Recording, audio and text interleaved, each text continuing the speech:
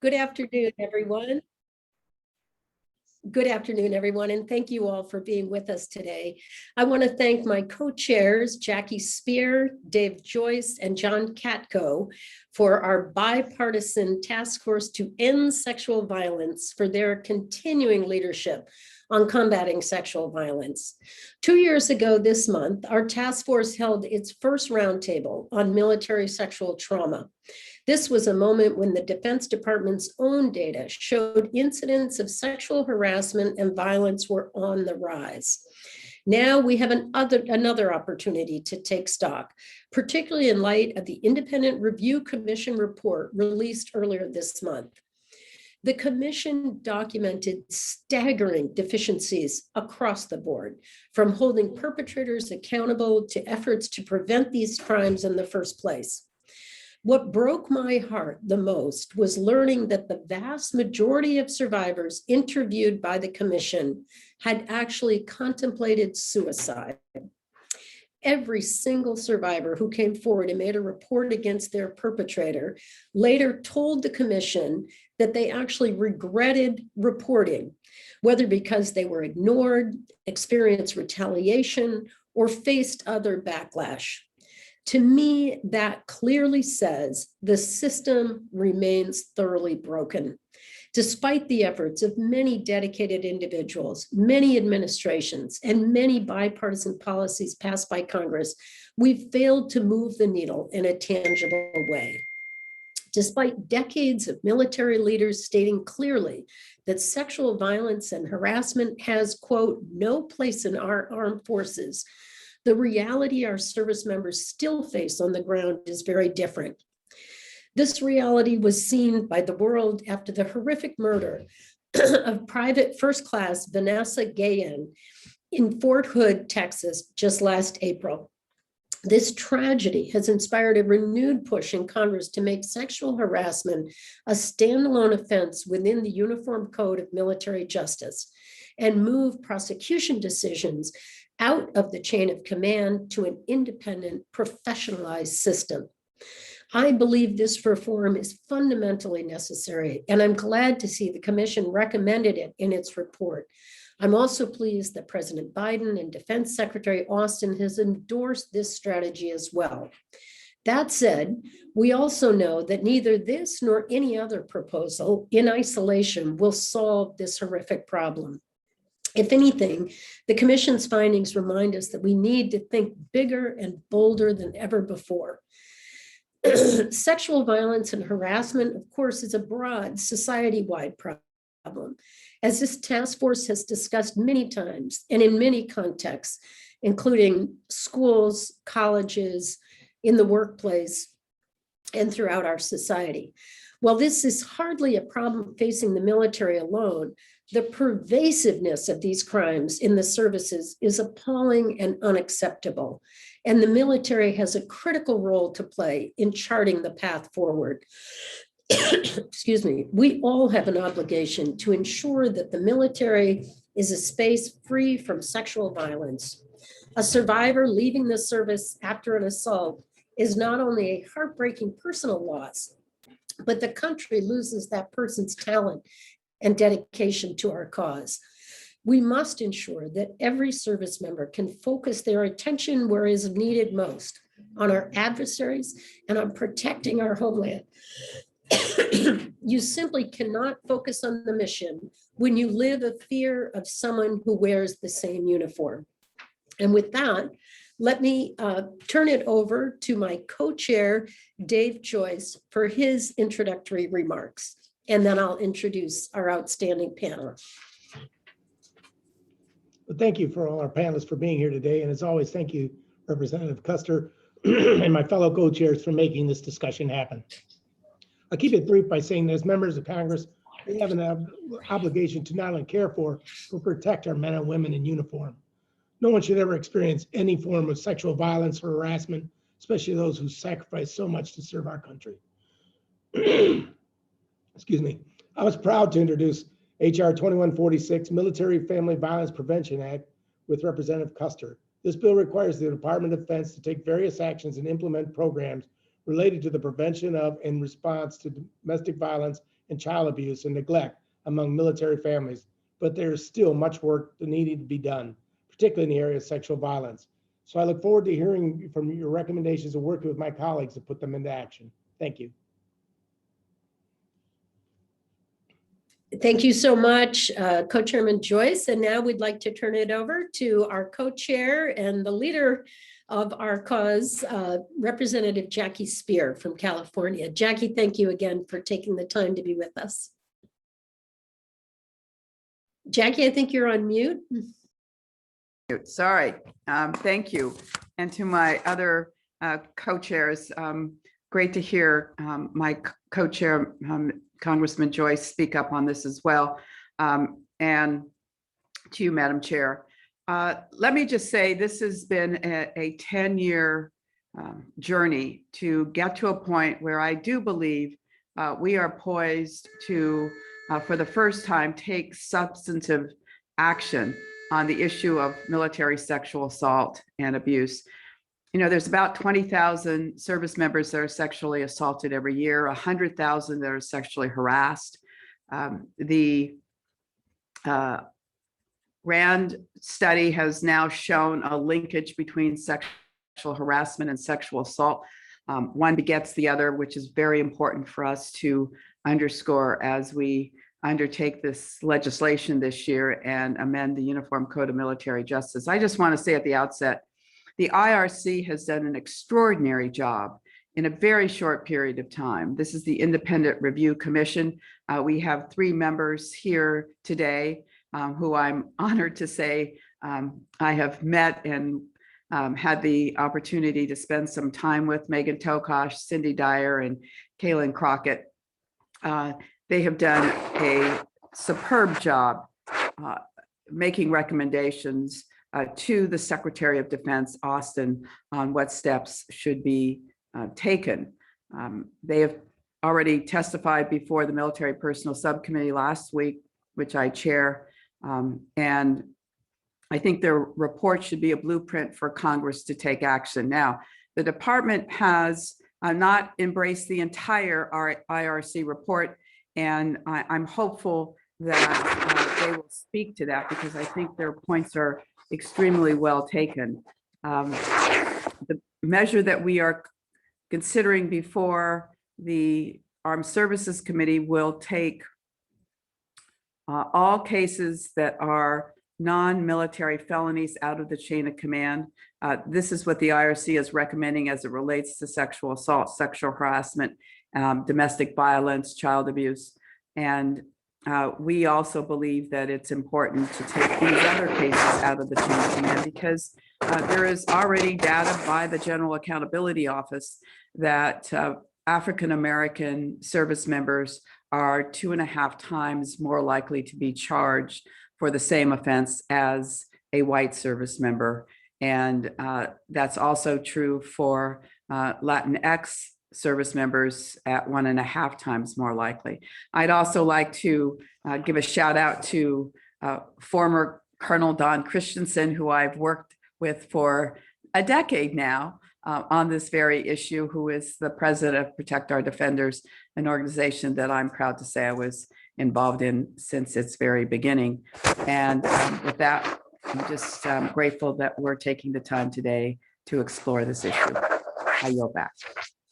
Thank you, Representative Speier, again for being with us. And we're 4 for 4 here. I'd like to introduce our 4th co-chair, Representative John Cacco of New York. John, if you have any opening remarks, just unmute and you have the screen. You know me, I always have remarks.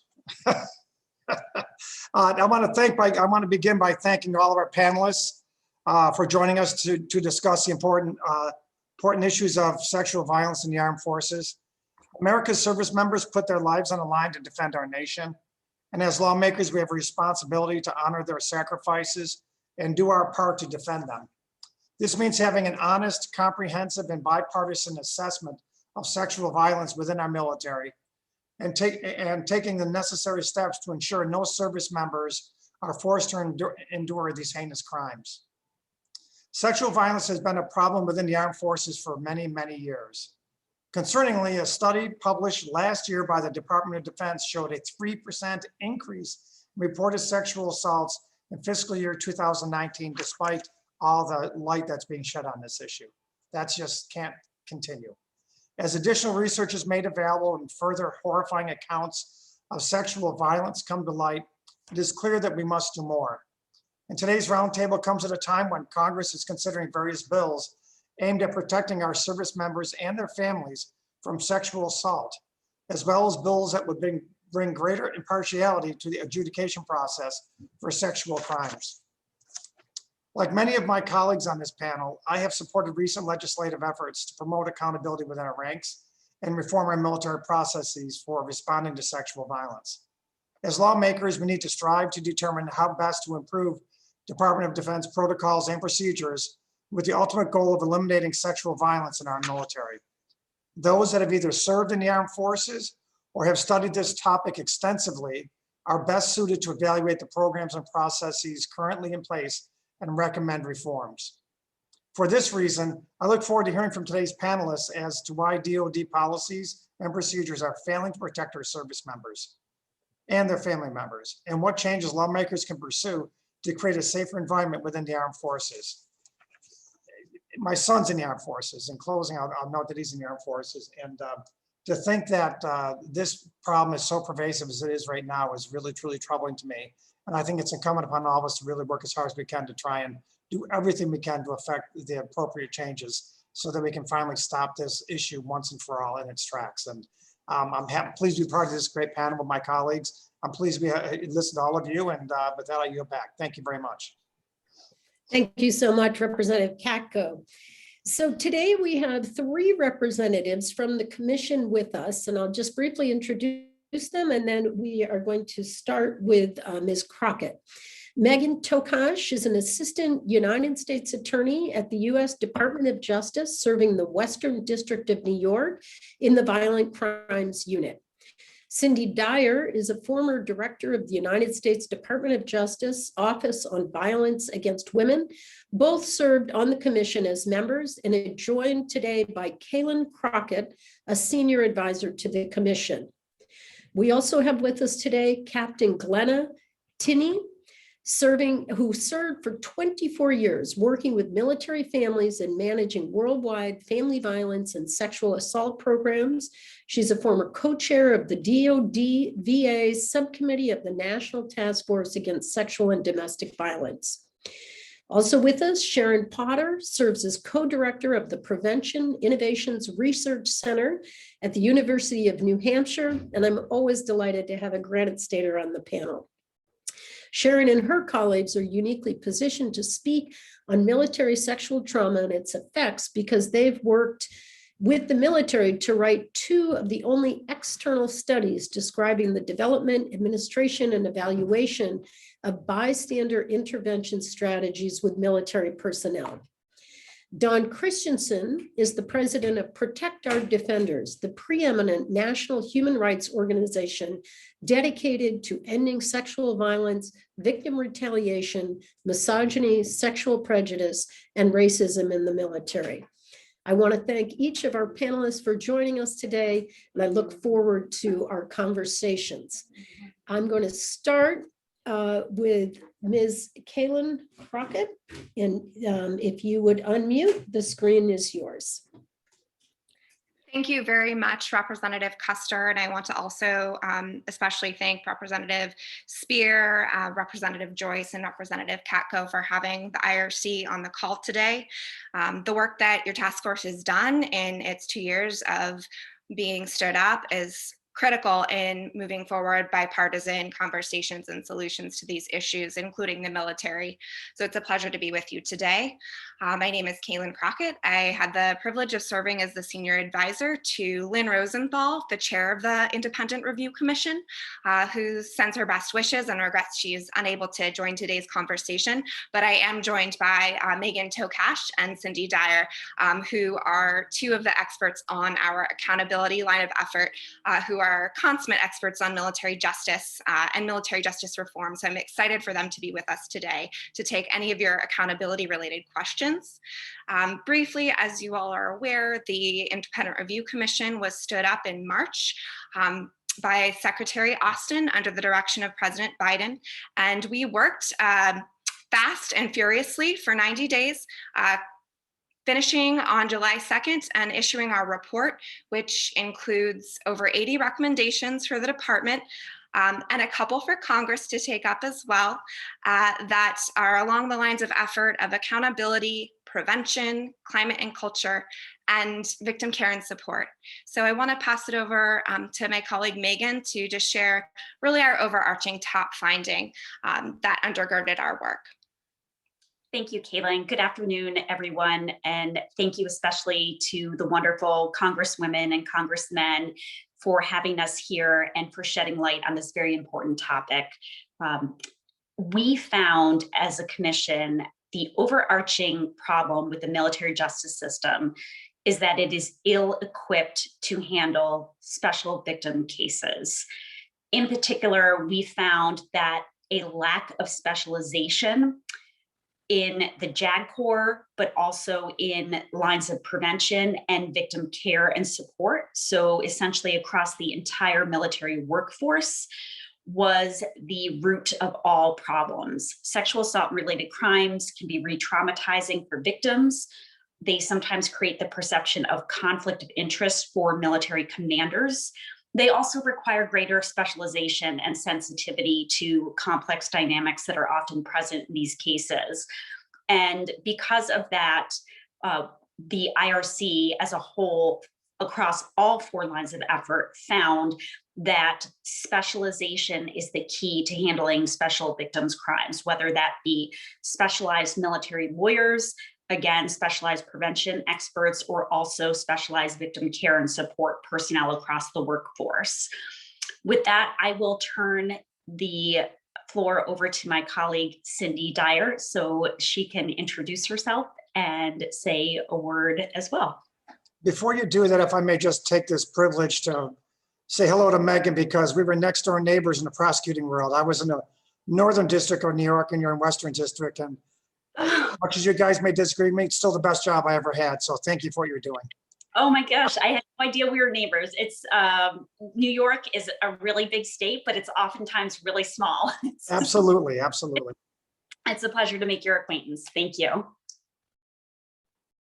Oh, thank you, Megan. It's a pleasure to be with you guys. I was a specialized domestic and sexual violence prosecutor in Dallas, Texas, before I was at the Department of Justice, and I look forward to answering any questions that you guys may have.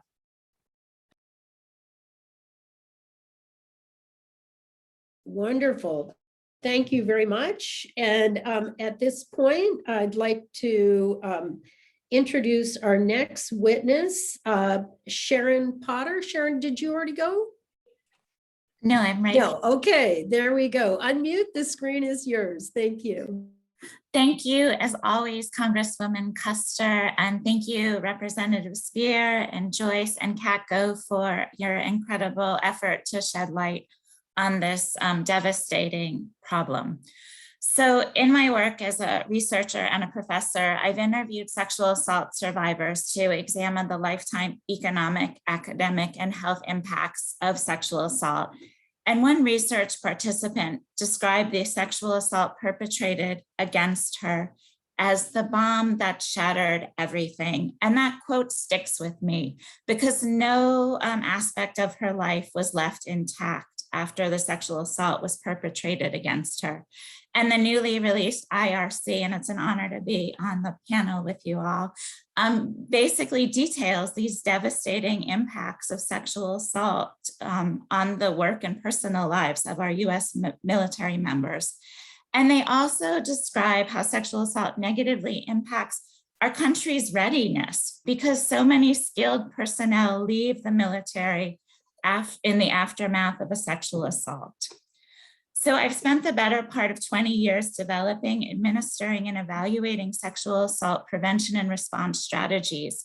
I co-founded and lead a university research center whose mission it is to reduce and end all forms of sexual violence.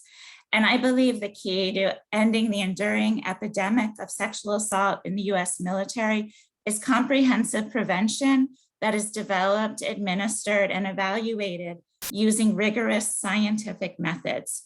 In both military and university settings, sexual assault prevention is often seen as a box to check, and the long-term efficacy and larger cultural changes needed are not assessed. Further, the newly released IRC discusses that many individuals presently attempting to conduct prevention are neither trained nor certified in prevention. And for so many of them, it's a secondary responsibility to their main responsibilities. When we classify sexual assault as an epidemic and then compare how we treat other epidemics in the US, it highlights the need for scientific interventions to prevent and reduce sexual assault. So for instance, when you think about people diagnosed with high blood pressure, they can suffer from strokes, heart attacks, and other debilitating health conditions. Yet we use scientific interventions to prevent the adverse consequences of high blood pressure, including public health education.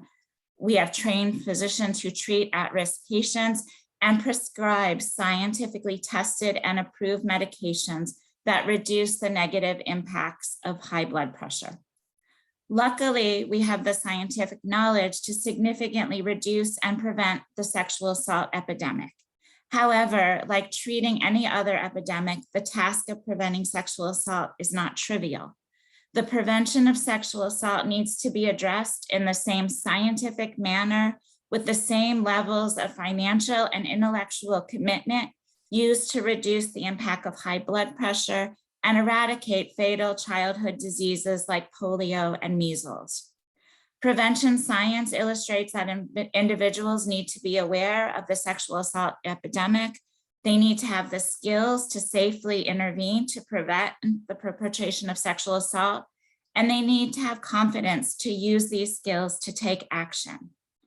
Presently, in the US military, much effort is focused on sexual assault awareness. There are fun runs, pancake breakfasts, all decorated with teal ribbons to raise awareness. Yet these efforts are not prevention because US military members are not gaining skills to address situations where sexual assault has the potential to occur or is occurring. Prevention strategies need to be scientifically developed, administered, and evaluating using the best and the latest prevention science. The prevention strategy messages need to meet the target audiences where they are cognitively and intellectually. We know that enlisted personnel and leadership need different types of prevention strategies. And furthermore, the prevention messages need to be regularly reiterated using innovative strategies so that sexual assault prevention is the norm and an incident of sexual assault is a rarity in the US military, like a case of measles or polio. US medical professionals and scientists are charged with preventing epidemics. As stated in the newly released IRC, the US military needs to take a comprehensive scientific approach to sexual assault prevention that results in a culture where the perpetration of sexual assault against US military members is an anomaly. This scientific and financial commitment will improve the lives of all US military members and ensure the readiness and safety of our US military. Thank you. And thank you so much. And it's, again, a great honor to have University of New Hampshire represented today. And I've always been an admirer of your research, and I appreciate your role in helping us to get to the bottom of this. Next up, I'd like to recognize Glenna Tinney. And Glenna, if I disappear briefly during your testimony, I just have to run to the floor to vote, but I will come right back. And hopefully the other members can join us as well. Good afternoon. I want to add my thank you to other panel members. Thank yous for having this roundtable today and continuing to keep this issue, which is very important, in the limelight. My name is Glenna Tinney. I am a retired Navy captain social worker. I served in the Navy for 24 years. After retirement, I continued to be involved in some capacity with sexual assault in the military in a variety of roles. So I have over 40 years of experience with DoD on this issue. In those years, there have been numerous task forces and commissions that have made hundreds of recommendations on how to address sexual assault in the Department of Defense. Many of those recommendations have become policy over the years. However, here we are in 2021 with yet another commission and yet another set of recommendations. Perhaps it is the perfect storm and the perfect set of conditions is present to truly make a difference this time. I have to say that I am skeptical. I have seen the IRC recommendations and I think they are right on target, but there have been many similar recommendations made and implemented over the years. Have the policy changes made a difference in the experience of sexual assault victims and survivors in DoD? Given the prevalence of sexual harassment and sexual assault in DoD today and the continued struggle of survivors to be heard, believed, and supported, it would appear that they have not. What is it going to take to eliminate the scourge of sexual assault from DoD? It is a good question, and I wish I had a good answer. Nibbling away at the edge of policies is apparently not the answer. Sexism and misogyny are alive and well across DoD, as is true of many male-dominated systems in the United States, such as corporate America, sports, and academia. It is going to take major culture change to eliminate sexual assault from DoD, as well as our society in general. What would that culture change in DoD look like, and how do we get there? Leadership is key, and unfortunately, that has been the ongoing weak link in the prevention of and response to sexual assault in the military for decades, even in the face of significant policy changes. Commanders are simply not equipped to handle sexual assault effectively. This is why it is critical to move commanders' authority to determine whether to try sexual assault cases, to remove their authority. These leaders must also be held accountable for what they do and don't do in terms of command climate, tolerating sexual harassment and assault, and protecting perpetrators. The Military Justice Improvement Act, now named the Military Justice and Improving Prevention Act, introduced years ago by Senator Gillibrand, has tried to address the commander issue. That legislation has faced major resistance from DoD leadership and lack of support from congressional leadership since it was introduced. Just last week, when I was writing this statement, the Senate Armed Services Committee approved legislation that would keep serious crimes, such as sexual assault, under military oversight, but allow such cases to be handled by criminal justice attorneys with relevant expertise rather than commanders who often lack legal training. However, this provision in the NDAA still has hurdles to overcome in the House. I'm not sure what it is going to take for congressional representatives and DoD leadership to come to grips with the fact that it is going to take major upheaval in the status quo to bring the kind of culture change that is needed to make it safe to serve in the United States military. We have a serious problem with when a service member has to be concerned. We have a serious problem when a service member has to be more concerned about being harmed by other service members than by enemy combatants. I hope that we are now in the perfect storm and that the planets have all aligned to bring about the level of change needed. I know that it will take continued congressional interest and oversight to ensure the issues of sexual harassment and sexual assault do not fall off the radar of DoD leadership when the next issue du jour comes along. The very well-being and lives of our men and women in uniform depend on it. Thank you.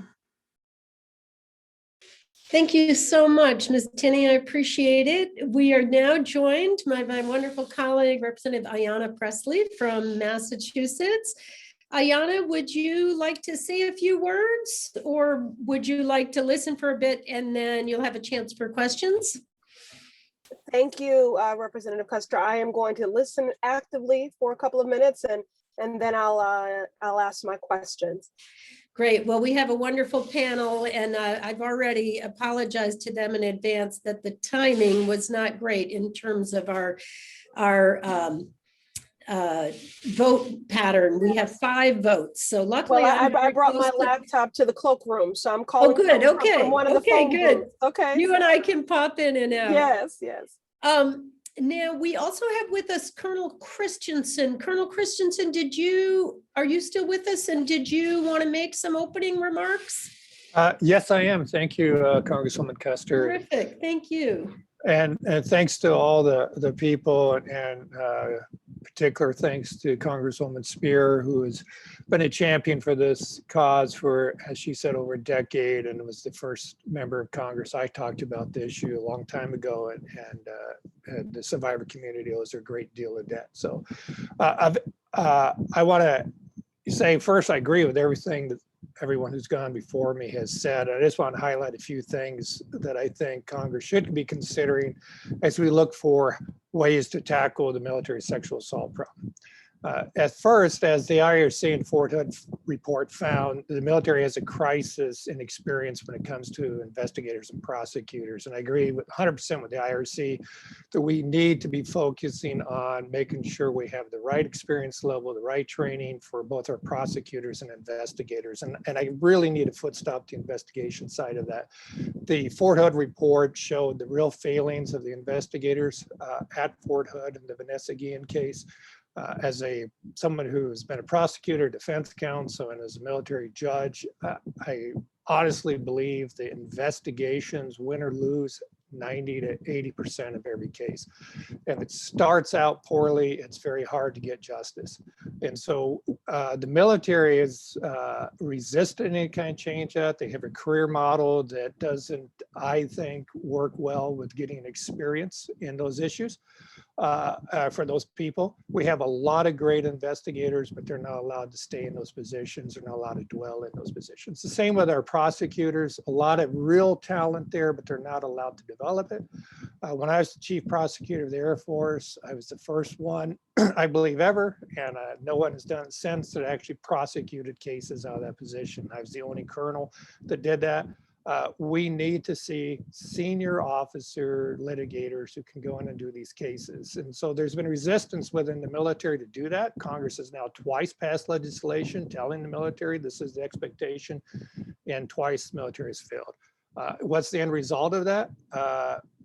Prosecutions and investigations take too long. Survivors drop out. And when they do get to trial in fiscal year 20, the military lost 80% of the few cases they took to trial with a sexual assault charge, 80%. That is not in any measure success. The military also has to address the culture of disbelief and retaliation. It is prevalent there. As you heard, every single survivor the IRC talked to regretted reporting.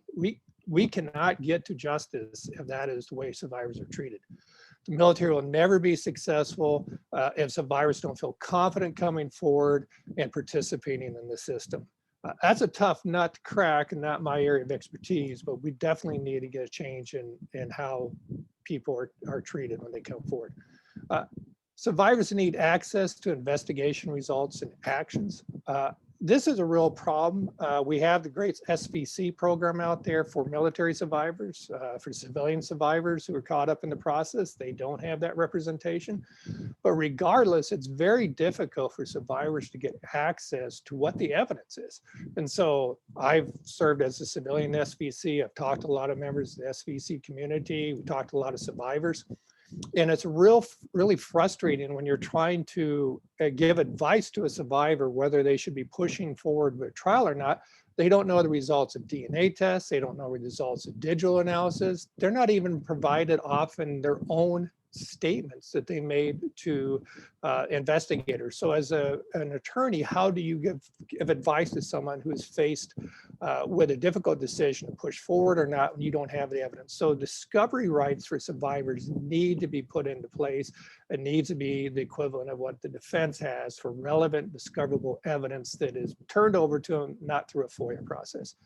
I hope we're going to move to judge-alone sentencing. I know that's an IRC recommendation that I strongly support. And if we do move to judge-alone sentencing, we need to give full allocution rights to survivors in sentencing. And what do I mean by that? Survivors should be able to say the impact of a crime, what they think an appropriate sentence is.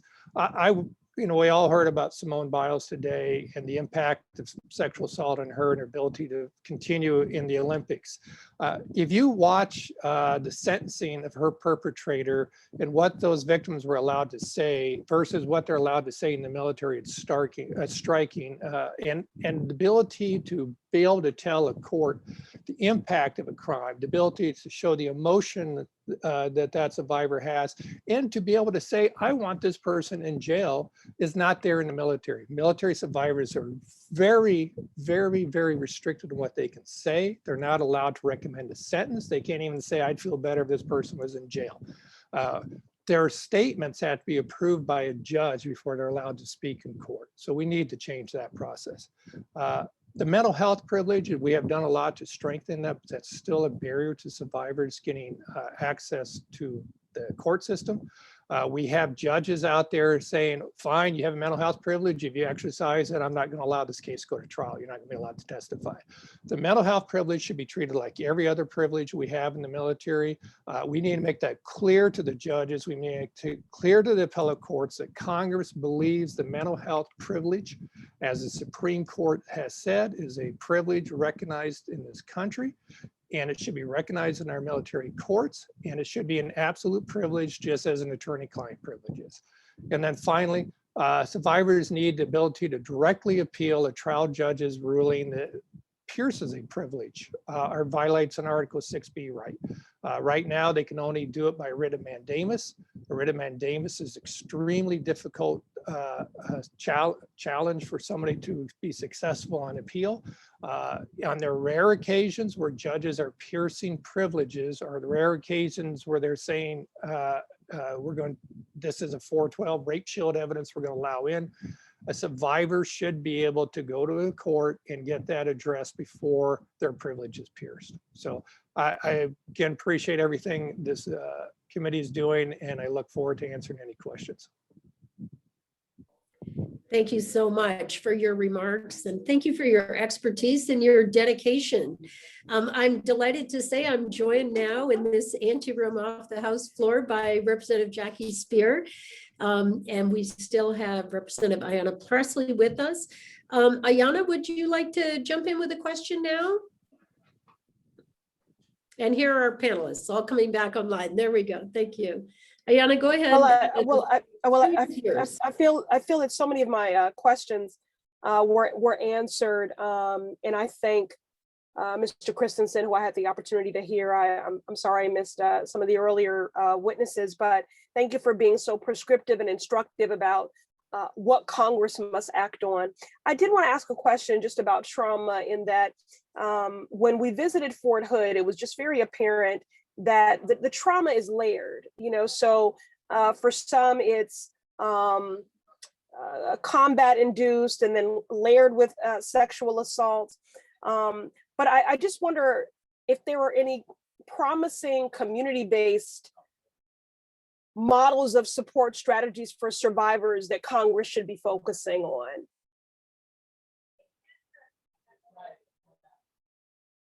Since trauma wants to jump in on that one. It looks like one of the things, hi, thank you so much for the opportunity to address this, and thank you for that thoughtful question. One of the recommendations that's included in the IRC's report is that we see in the civilian center of co-locating services can allow for victims to access all the different types of care that they may need, all in one location. We've seen that this has really cut down on civilian victims of sexual assault and domestic violence from running on buses with kiddos all over town to access the different support services that they need. And so one of the things that we had specifically recommended in the IRC, and we think that the military is uniquely situated to really be able to do this, where we co-locate all the services that a survivor needs in one location. And we think that making them more accessible, and we like to say sort of wrapping them in services. We complement this co-location with specifically calling out a no wrong door approach, so that whatever door the victim initially knocks on, that door opens up the full panoply of other services, ideally located in one location. So thank you for that thoughtful question. And I think that at least several of the recommendations do address that good suggestion. And Congresswoman, if I could just jump in, first of all, it's a pleasure to meet you. Thank you so much for inviting us to be here today. I actually was stationed at Fort Hood from when I was on active duty as a prosecutor from 2009 until 2011. And at the time, there was a very promising practice, which my colleague, Ms. Dyer, just spoke about. And that was, as a special victim prosecutor, I was co-located with CID, the Criminal Investigation Division's Special Victim Unit. So I actually sat in the bullpen, as we called it, with the criminal investigators who were investigating sexual assault crimes and with the civilian sex assault investigator who specialized in investigating those crimes. So I was actually sad to hear that since I left Fort Hood and left active duty, that system no longer exists. I think had that co-location of prosecution and investigator special victim element been present during the time that Vanessa Guillen went missing and was murdered, I believe that the case would have been handled very differently. And as I testified a week ago before the subcommittee, under the IRC construct, we would have taken the Vanessa Guillen case because of the special victim markers that were met in her case. So I hope that that is helpful. Absolutely. Thank you very much. I don't know if there'll be a second round. I'll wait. I don't want to filibuster Congresswoman Kuster, so I'll defer to Rep. Speier. I'll ask my question now and then I'll go vote. But Megan, thank you for that insight. It was so tragic for us that Vanessa Guillen murder and a number of our colleagues, including Ayana, had gone down to Fort Hood, and that's tragic to recognize that it needn't have happened that way. So thank you for that insight. I wanted to go back to Don Christensen. Colonel Christensen, thank you so much. I'm very impressed by your work with Protect Our Defenders. And I just learned that Representative Speier was involved in the creation of that. So it's great to have you with us. I'm curious to hear what you are hearing from those who provide legal assistance to survivors through your organization. What are the biggest challenges that they are facing in the work that they're doing? Yeah, so to understand your question, so like the Special Victims Council and the SARCs. Yes. Yes. So a fear of retaliation, that they themselves will be retaliated against if they are vigorously advocating for their clients. A lack of access to data and evidence. A real experience problem. A lot of the Special Victims Council themselves have rarely ever done a special victims case as a prosecutor, as a defense counsel. So this often the first time they deal with the special victim is when they come into the position. And then the chain of command, who is in charge of them? For example, in the Army Special Victims Council worked for the installation staff judge advocate who works for the convening authority. So they're not independent. Within the Air Force, there's from feedback we got, there's a real feeling that they are discouraged from doing anything that could be viewed as embarrassing leadership. So they feel like they can't zealously advocate for their clients. So I think it's one of the IRC recommendations was to bring the SARCs outside of the chain of command. And I think that would make absolute sense with the Special Victims Council too, if they didn't recommend that. Great, thank you very much. I am going to turn it over to Representative Speier. I'll go vote and we'll continue our shuttling here. Again, thank you all. I'd like to ask you about military protective orders. It was not included in the proposal accepted by DOD from the IRC. We've heard lots of testimony that MPOs are not recognized outside of the base, and yet 2/3 of our service members live off base. So could any of you speak to that particular issue and why it's so important for it to be included? Thank you so much, Rep. Spears, for that really thoughtful question. Our recommendation is that the military, in addition to continuing to allow victims to request a commander-issued protective order, should also be able to request a court-ordered protective order. The fact that the commander-issued protective orders do not provide due process results in a profound shortcoming of those military protective orders, in that they are not enforceable off base where more than 60% of victims live. And so we believe that it's unconscionable that you would give a protective order to a victim that is not enforceable at her home, which is the most obvious place that it would be violated. We believe that the military can accommodate the full faith and credit clause. We note that every single county, tribe, and U.S. territory within the entire United States has been able to offer due process to respondents on protective orders, and we are confident that the United States military can do the same. And by doing that, that will mean that those protective orders are enforceable off base, and they will be given full faith and credit. And we believe that the military has a really great group of people already in place, the Special Victims Council, the Special Victims Prosecutor, and in fact, offering this on base will prevent the need for respondents to go to an off-base civilian courthouse. Additionally, it will mean that the victim can obtain a protective order in the same construct where she's pursuing that military justice and not have to utilize a separate and parallel justice process. And so we do believe strongly that it's time for the military to offer protective orders that do provide due process. Representative Speier, may I chime in on this? Of course. I think I agree with everything that was just said, but one thing that's been lost in protective orders or no contact orders, however you want to define them, is that there's this myth out there that all a victim has to do is ask for it and they get it. They're not. And what we are seeing a lot of protector defenders is people who are being refused protective orders.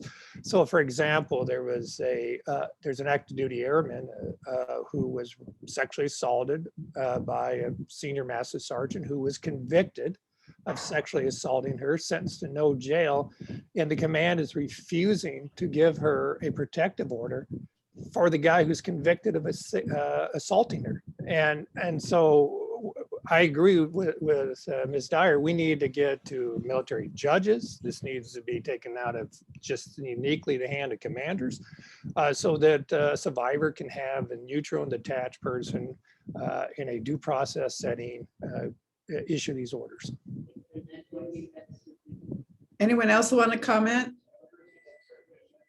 So let me ask Mr. Christensen, Colonel Christensen, retired, about the work that Protect Our Defenders has done as it relates to the lack of equity that exists in the military as it relates to the charging of crimes for those who are persons of color versus those who are white. As most of you know, the bill that we're trying to put into the NDAA would include not just sexual assault and sexual harassment, but all non-military felonies. And after Colonel Christensen speaks, if any of you would like to comment on it, we would be happy to hear from you. Well, thank you. So as you know, Representative Speier, we issued a report in 2017 showing widespread disparity in the military justice system. This is something that the military had been tracking internally since at least 1972, but had never acted on or done anything with it.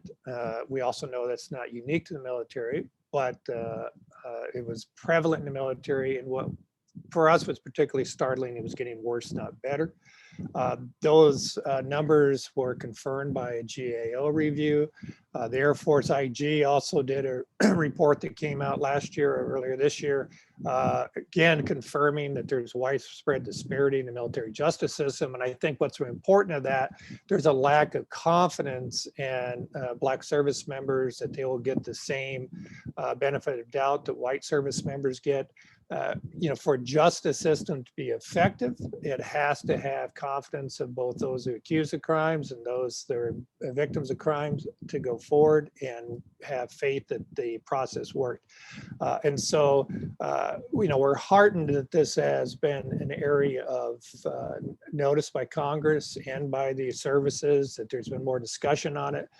I honestly believe that moving to a military prosecutor-based system versus commander-based system will help reduce that. I don't live in a naive world. I think it'll eliminate it. But whether commanders are suffering from unintentional bias or actual bias, we just see that Black service members and Hispanic service members as well are being prosecuted at a much greater rate.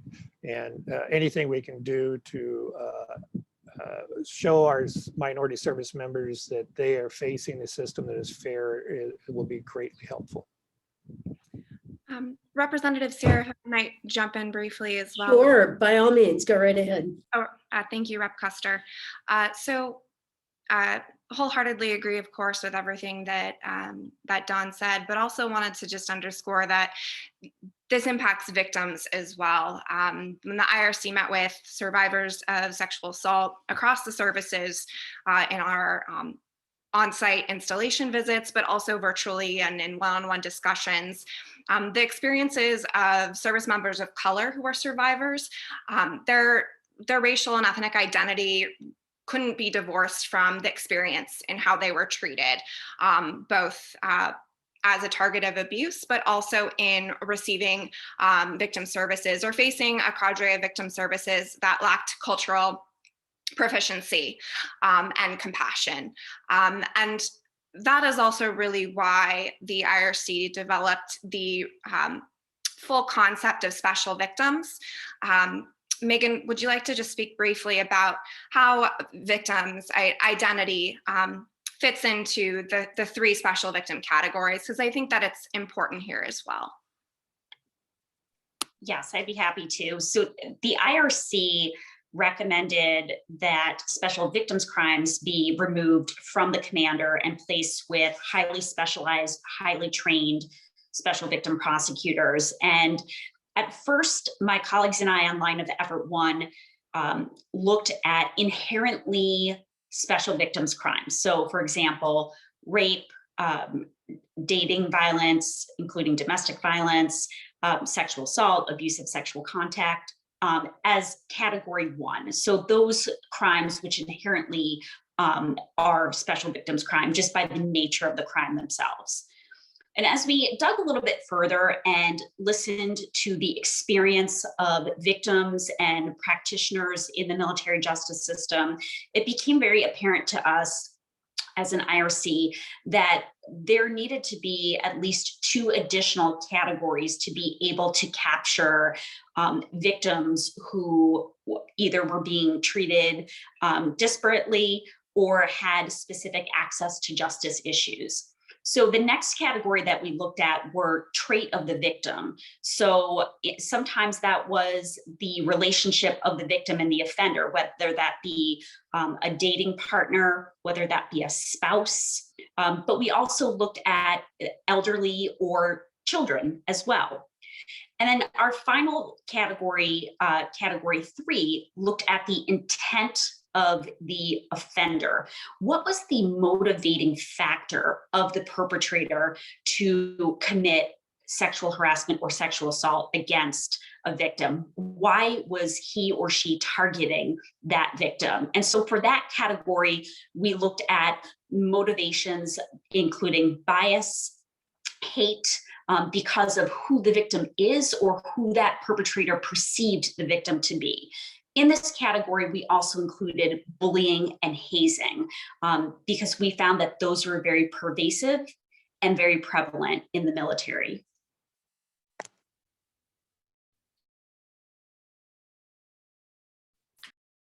Thank you so much.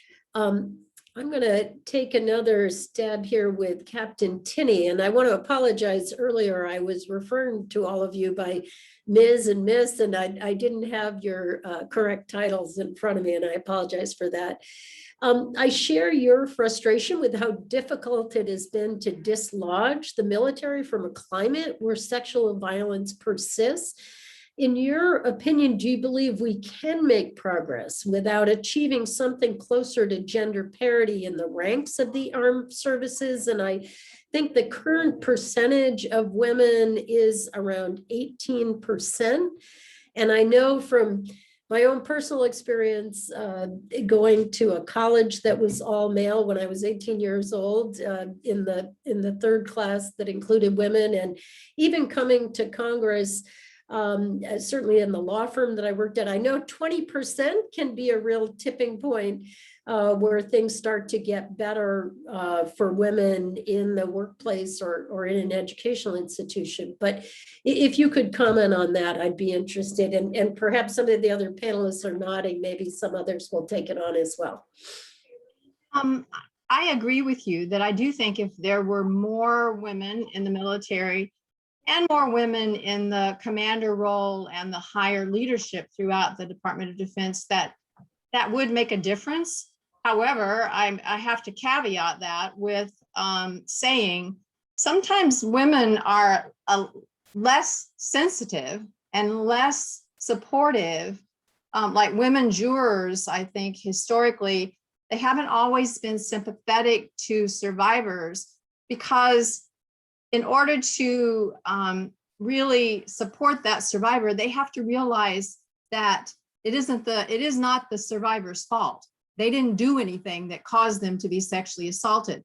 And if they come to that conclusion, then they also have to accept that they could be sexually assaulted. So there's a certain level of denial and difficulty with acknowledging that victim or survivor didn't do something to make it happen. But so I do think that it would be somewhat different. I think, male-dominated systems are not generally women-friendly.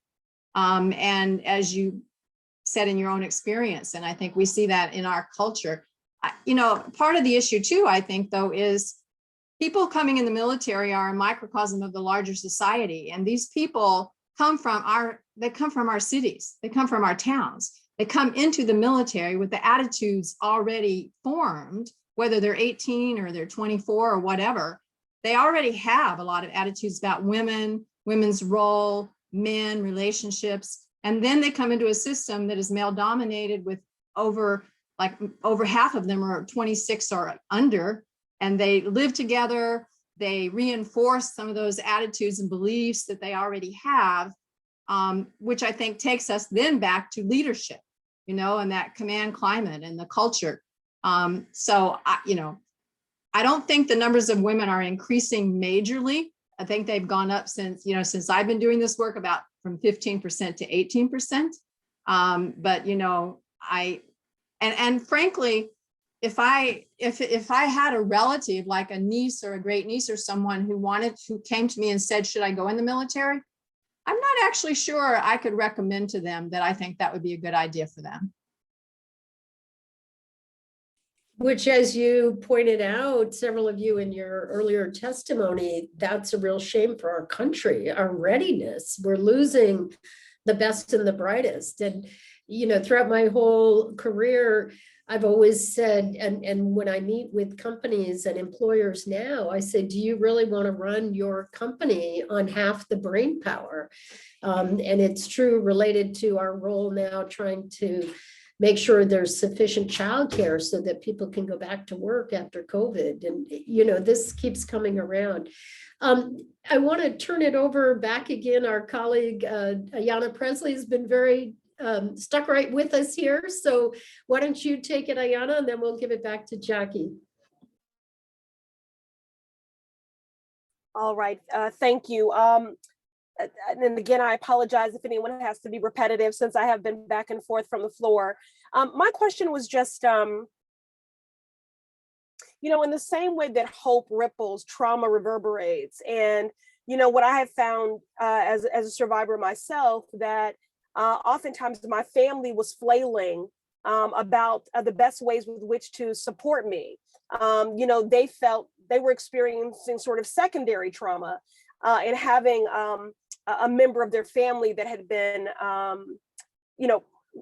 egregiously violated and struggling to cope. And so I just wonder if for any of these, and when we read Fort Hood, it was very clear that, again, that the trauma was reverberating within the entire family model and structure. And so it's not just one person. And so are any of the things that we're talking about, or those things that are already in place that possibly need to be bolstered or scaled up, are these services and things available to the family as well? Or should they be? Maybe my experience anecdotally is unfounded. You know, most of my trauma work has really been in the space of surviving family members who've been robbed of a loved one due to gun violence. And we have certainly found that we've had to have those intervention for their siblings, and a minimum of at least, 7 people in their family, that's what the data has shown us, is usually impacted. So any thoughts on that? Representative Presley, I can speak to this, what you're saying from a prevention point of view. What we know from the research is when you think about sexual assaults is how a victim is responded to when they disclose that the violence has been perpetrated against them, whether it's disclosing to a family member, somebody in their unit, or a roommate, how that disclosure is received. If the survivor says tells what happened to them, and the person they're with says, I believe you, I'm so sorry this happened to you, let me try to support you, what can we do? Rather than something like, what did you think? You went out drinking with those people. It just how we respond to survivors in that moment of disclosure is critical for how the healing of survivors. So as part of prevention strategies, it's not enough just to teach people to be aware of the crime and how to be able to respond to the crime as it's occurring, or, before its occurrence, but also that aftermath is so critical to the healing and the moving forward of survivors. So I don't know if that's from a prevention point of view.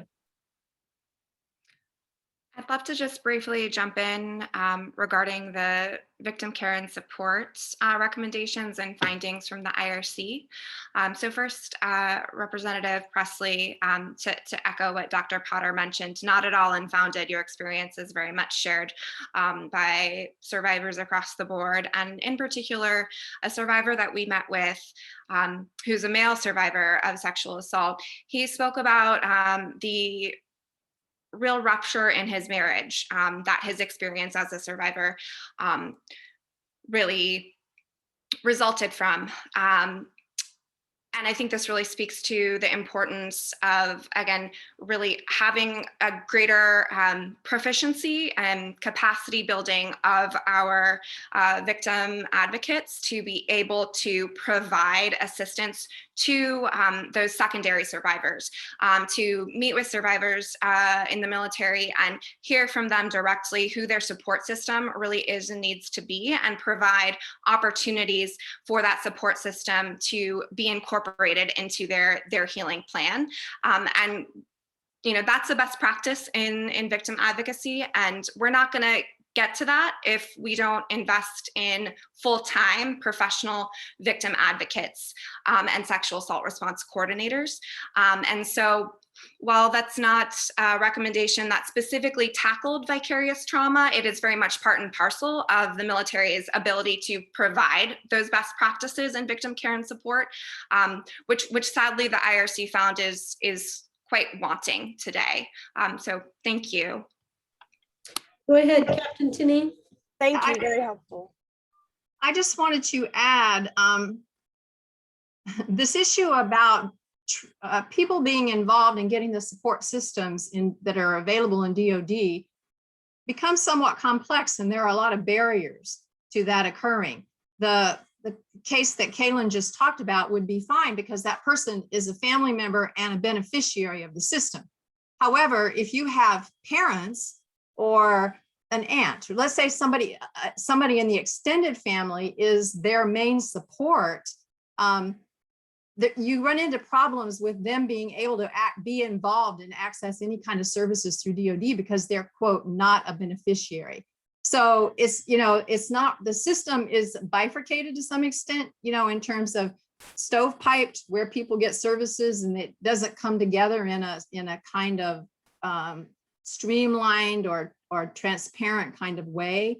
So there would have to be some kind of specific policies, legislations to talk about that collateral contact being appropriate and being able to access services in the system. I know in domestic violence, if you have someone who is living with someone, but they're not married to that service member, they can get some advocacy services only to get referred out into the community. They're not going to get those ongoing services within DOD because they're not a beneficiary of the system. So just be aware that, there are barriers within the system that will interfere to some extent with that kind of collateral contact.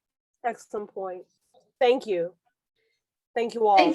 Thank you, Representative Presley, for joining us today. I do want our panelists to know that we had about a dozen RSVPs, but sadly the votes really have interfered. But I just want to turn it over for the last word here to Representative Jackie Speier, who's shown such extraordinary leadership.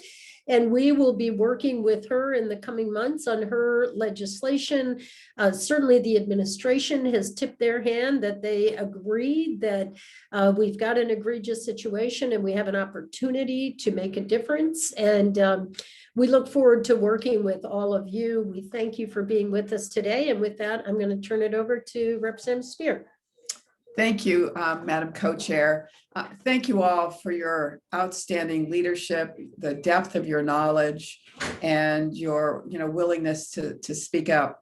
I do think that, and certainly Colonel Christensen will agree, this has been a very long process, but we are finally at the tipping point. And I think that the grisly, tragic murder of Vanessa Guillen really opened the minds of many colleagues who before had just been willing to accept the Department of Defense's perspective. And with the election of President Biden, who certainly looked at this issue differently, but really poised to do something incredibly important for the future of military service. And while women only represent about 18% presently, if you look to the military academies, they're closer to 28 and almost 30%. So they are part of the leadership of our country moving forward within the military. And as we all know, the number of those who are fit to serve in the military is very small within our country. I think it's under 15%, if I'm not mistaken. And so women become a very critical component. But I don't want us to leave this conversation without recognizing that men are victims of sexual assault in the military. It's about 60% female now, 40% male. So it still is happening to men as well. And another RAND study just recently found that 40% of those who are sexually assaulted in the military are members of the LGBTQ community. So again, we need to recognize that this is not about sex as much as it's about power and trying to impose one's power on someone else. And we need to fix the cultural rot that has certainly was in place at Fort Hood. And I think with the IRC's recommendations, the fact that you spoke specifically to the service members was huge. I think that makes an incredible difference in our ability to understand and appreciate these issues. So I'm optimistic. I hope all of you are optimistic because we're really at a tipping point, and I'm grateful to all of you for the good work that you've done, the scholarly work that you have done in making this all a reality. Great, thank you. And we will be posting this discussion online so that you can share it with colleagues and others. Thank you for your time. Thank you for your commitment and for your dedication to making our country a better place for everyone. We appreciate it. Thank you, Ayana, for being with us. Take care, everyone. Stay safe. Thank you. Bye-bye. Bye. Thank you. Bye. Thank you.